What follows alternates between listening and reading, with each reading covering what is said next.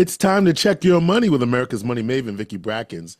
Vicki Brackens is president of Brackens Financial Solutions Network, LLC, and the registered representative of LPL Financial, member SIPC. Vicki, good to see you as always.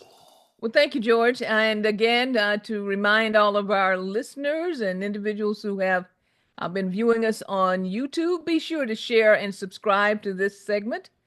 And remember that this is the new format that we're working under. I want to again thank Michael Jennings, the friendly neighborhood advisor, for coming in for the last 3 weeks so that I can come in for once a month and actually sort of wrap up our conversation over the last month.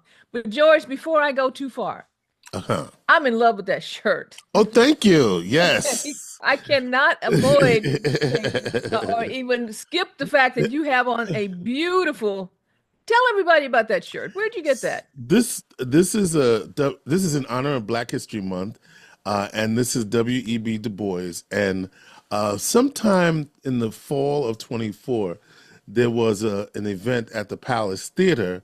Remember there was a play. That night, I actually received the President Biden Lifetime Achievement Award, and during that night, one of the relatives, descendants of W.E.B. Du Bois, was at the event selling these T-shirts. So I decided that it was something that I wanted to do.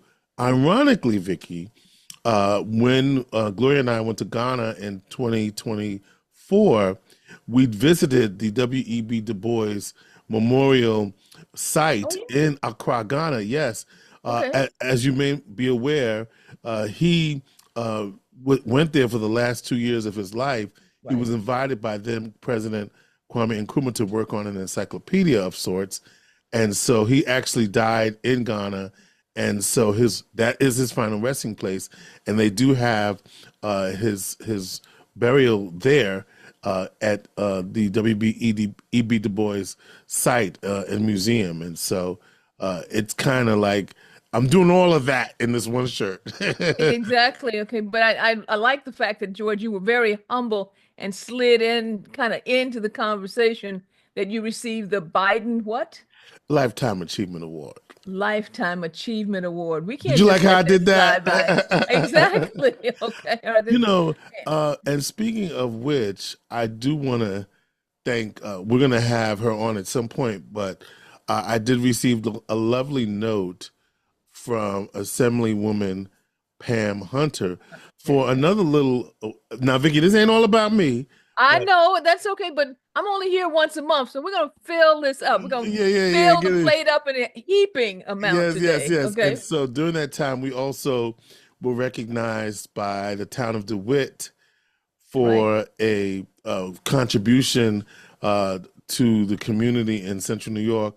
Linda Irvin, Dr. Sharon Brangman, Carol Charles, Dr. Sharon Brangman, and Charlie Lester, Linda Irvin and Marion Irvin, of course, and Carolyn Butch Charles and myself and my wife Gloria were all recognized in a proclamation in the town of DeWitt for Black History Month in January. And so we were all recognized, and Assemblyman Hunter sent me a commendation for that recognition. I'm blessed, Vicki. Yes, you are. And yes, you are. And I have a question. You can correct me if I'm wrong. Isn't that Dr. Carol Charles? Excuse me, Dr. Carol Charles. Thank you. Okay. And aren't all of you Syracuse University grads? Yes, every single. Yeah, I believe so. Yeah. Yes. Okay. I looked at that state, and I went, Syracuse. Yes. To Dr. Charles and Dr. Brayman. Yes. Okay. It was amazing. Okay. When you really stop and look at what that lecture and what those inductees were really all about. Okay. So I want to make sure we stamp that properly. Yeah. And finally, you said that you got this during Black History Month. Yes. You received these awards. And we are now at the end of Black History Month. And guess what's happening this afternoon, George? Well, I think it's the Black History Month Cabaret, if I'm It's not the Black mistaken. History Month Jazz and Arts Cabaret, sponsored by Brackens Financial Solutions Network in conjunction with the Jazz and Arts Foundation of Syracuse, CNY. And guess what? This is year number 17, No way, George. really? This is exactly. I feel the same way. I was young when we started this. New location upstairs. Right, new location there at downtown Marriott, okay, Syracuse Marriott Hotel. But now we're on the 10th floor in the grand ballroom. It's going to be we always have a wonderful time, but we have a new location, so we're going to have a little bit of a new feel this afternoon. And again, I'm encouraging everyone next year, get your tickets early, because what happened again this year, George? Sold out. Sold out. So Vicki, you didn't get those calls though? You ain't get no Oh, call? George, listen, I just turned off my phone. Yes, I did. I've gotten several calls. Actually, just so you know this, the waiting list is about 65 strong. Really? Last time I looked, it was 65 strong. So there will be, unfortunately, quite a few individuals who will not be able to join us this afternoon, but there'll be Now, plenty of pictures and videos online so you can get a little bit of a sneak peek of what happened. And I said last time I was here, I needed your help. With the numbers of years that we have sold out and the length of the waiting list this year, I think it may be time for us to start thinking about a new venue. however, For me to feel really comfortable making that leap, because we don't have an in between, it's where we are now, and then it's really big. I need to hear from everyone. Send me an email to vicky.brackens@brackensfsn.com and say, I'm in for 2026. I'm in. and can we sweeten the pot a little bit? What's that, George? How about the first person that emails you gets a pair of tickets? That's fine. I can do that. Okay? Because my audience, they seem to like to win stuff. They like to win? Okay. They like to win The stuff. first person that I get that email from got a pair of tickets for 2026. You will be there. You will be in. Okay. All right. All right. Vicky.brackens@brackensfsn.com. Right. And be sure you say Brackens, ENS, at Brackens, Frank, Sally, Nancy.com. Financial Services Network, FSN.com. All right, George. All right. This is the time that we need to pivot a little bit. Because and I'm going to slow down because I think everyone probably needs to pull out a pencil and some paper, because there are going to be several things we discussed today that will be very instrumental in some of the decisions that you need to make going forward. I mean, the news has been packed, absolutely packed with events, changes, executive orders, court rulings, all types of things over the last month. In fact, I even saw that about 15% of the Social Security recipients may have disruption in their Social Security payments coming up very shortly. And we'll talk more about that at the end. But what I really want to make sure of is that you take notes concerning the educational pieces that we're about to discuss. You know, George, portfolio diversification, we've talked about that before. What should you do with your money? How should we actually attack creating wealth and portfolios going forward? And the concept of diversification is not new, but it may not be truly expressed in some of your portfolios. And it's a good time for you to stop and to look at the fact that you should have both stocks, bonds, and international and domestic and large cap and small cap. You should have all types of diversification in your portfolio based on the level of risk and reward that you are trying to accomplish. If that does not happen, what you will find is that you have a very correlated portfolio. Now, that's a new term, correlation,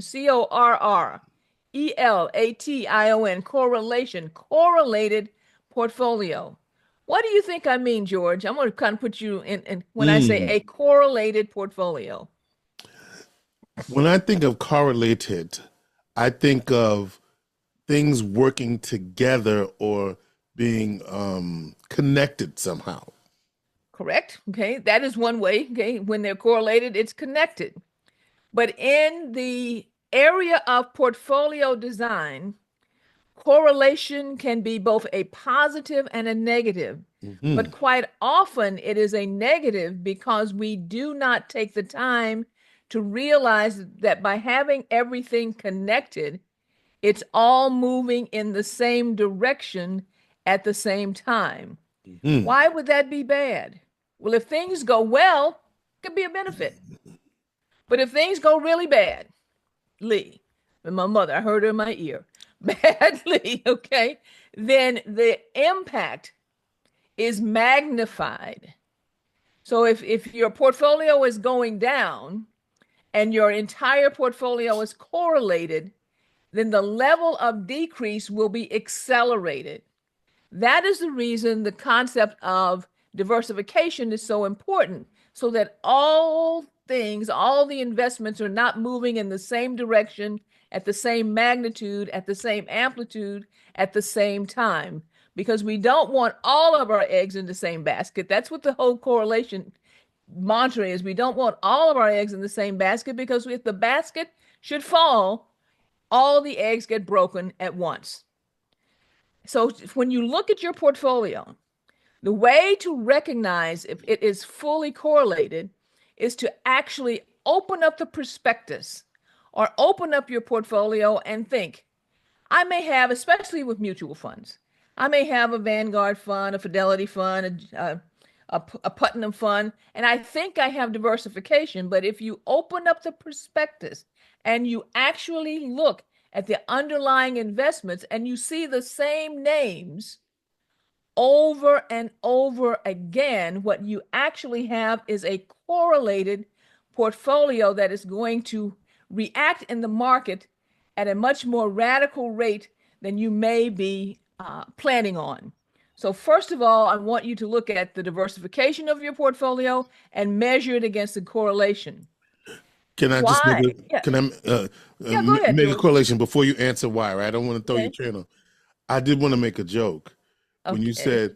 said all of your eggs in one basket. If you looked at the No. price, Oh, in fact, my staff, as you know, I have an incredible research staff, and we have been tracking through some of our research and also some of the publications. And I hope you have subscribed to our newsletter that we have online called "The Eyes on the Week Ahead."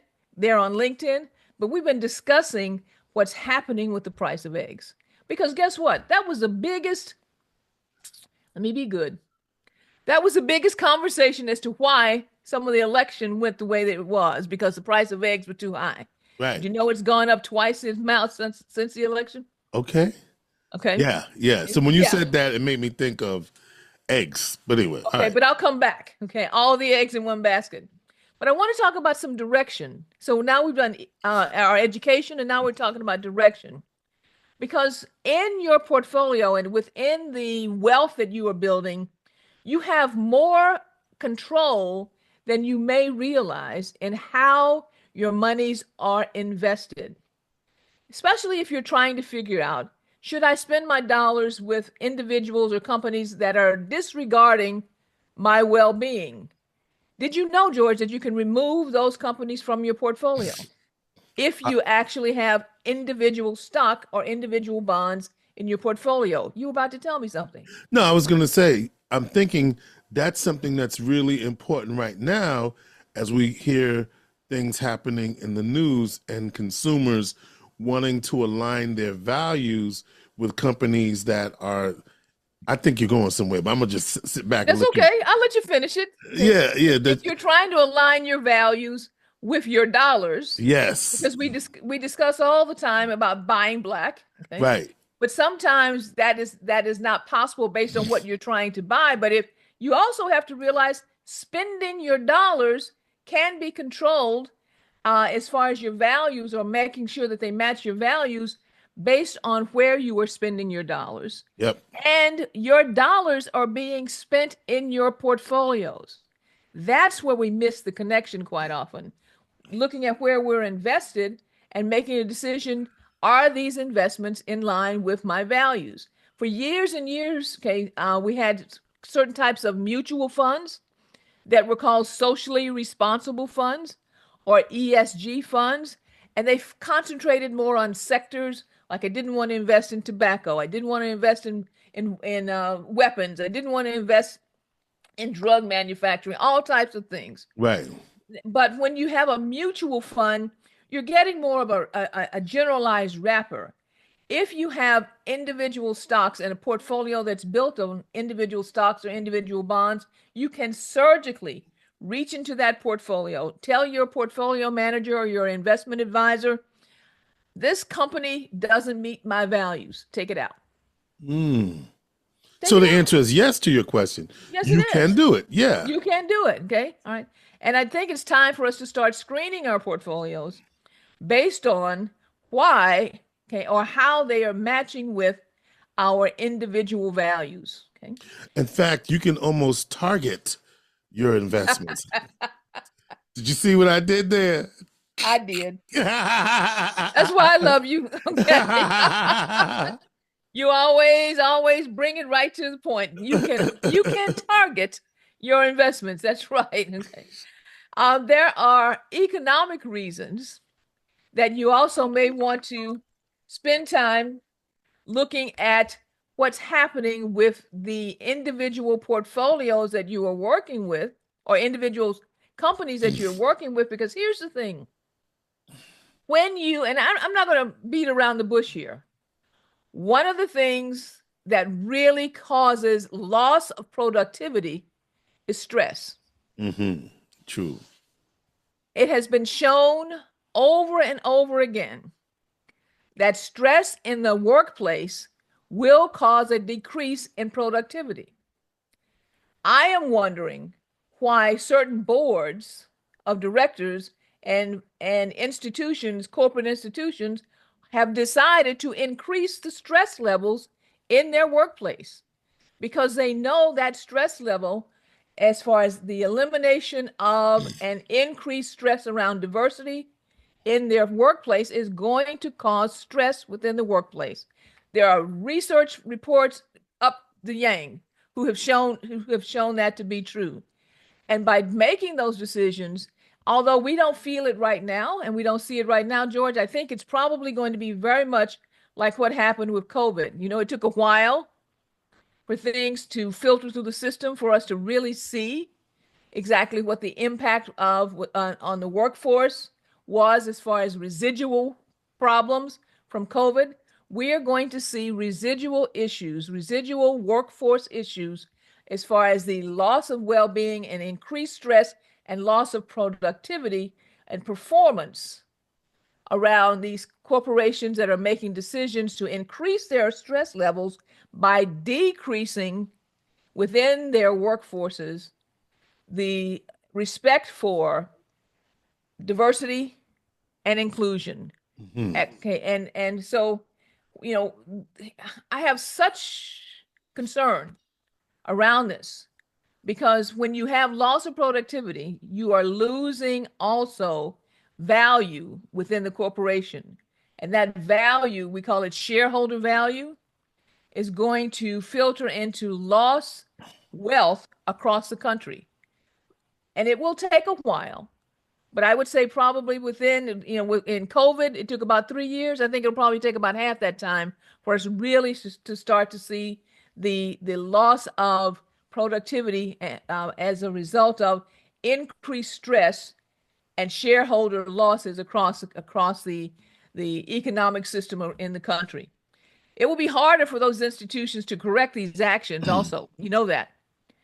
Because when you have workforces that are overly correlated, you end up with blind spots. Mm-hmm. And those blind spots mean that you have lost your edge in the marketplace. Someone can knock you off. Those blind spots will are created by gaps in experience, and they will lead to missed opportunities and missed market exposure. And I am very sure that AI will not be able to get a lot of corporations out of this dilemma. Only human interaction will. So pay attention to what your corporate boards are doing and look at the loss of shareholder value that's potentially out there as a result of the decisions that they're making around diversity.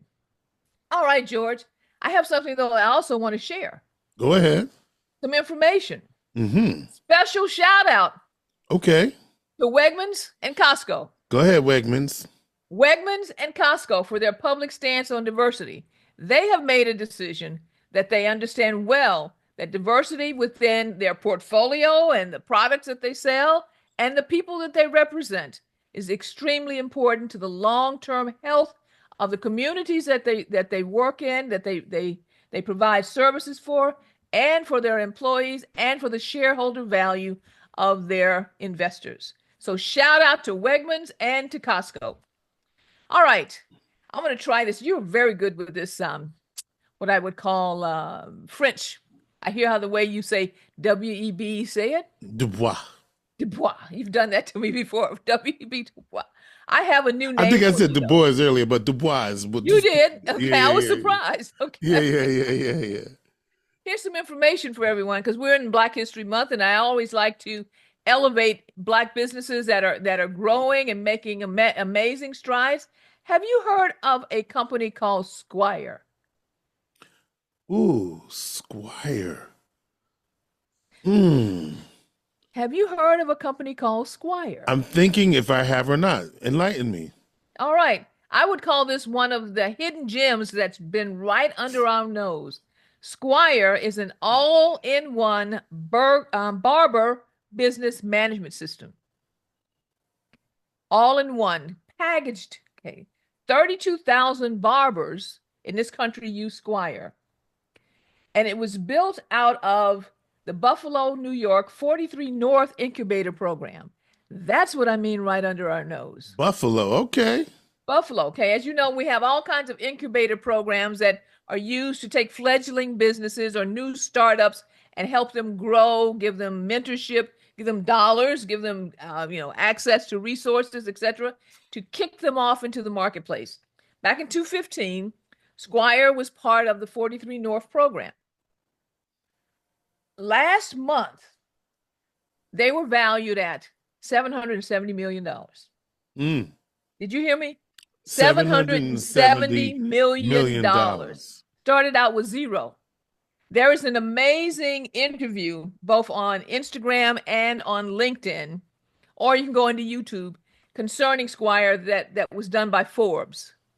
The two co-founders, Songe Laron, S-O-N-G-E. I'm going to say it, spell it so I make sure I'm not killing his name. Songe Laron, L-A-R-O-N, and Dave Salvant launched this business in 2015.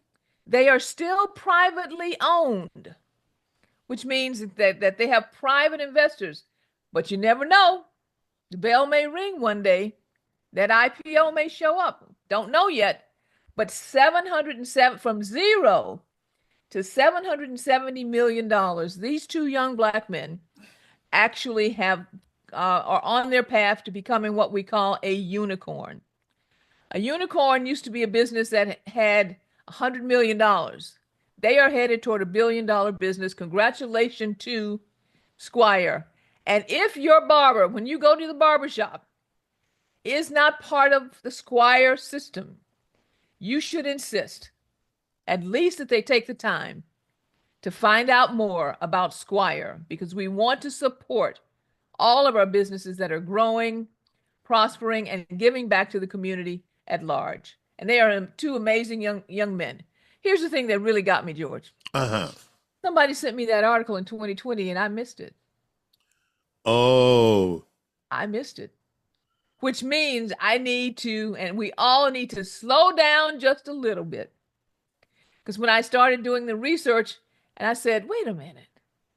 So I hit my own, because I save everything. And the announcement came through, okay, that they were actually, that was about the time that they were at $150 million. I could have reported to everyone then, but now they're at 770. We're headed for $1 billion. Squire. Yes. So how does it work? What does it do?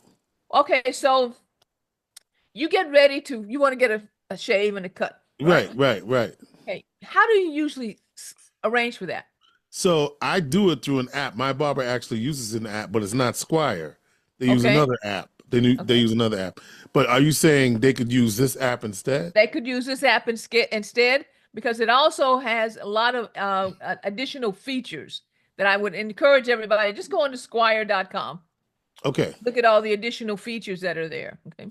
Yes, your barber could use and they have a full payment system that's built into it. Okay. And as I said, a lot of additional other features. So, Squire. All right, George. I think at this point in time, we have covered everything from diversity, education, and information. And we've talked about what's happening, okay, as far as this evening. I got to go and get my shoes on. I'm ready. I know. Are you wearing something special tonight? I am. You're not going to tell me. I'm busting out something that I picked up in the motherland. Oh, okay. All right, then I'm going to get there early so I make sure we get the shot, okay? Okay. I got a little something that I got over there that we're going to have to make that our premiere tonight. All right. But to everyone, again, thank you very much for liking, subscribing, and sharing. Please also pick up our new newsletter, Eyes on the Week Ahead. And if you have any questions, feel free to give us a call at area code 315-930-4499. At this point in time, George, I'll say our plate is full. Vicki Brackens is the president of Brackens Financial Solutions Network, LLC, and a registered representative of LPL Financial, member SIPC. She is America's money maven.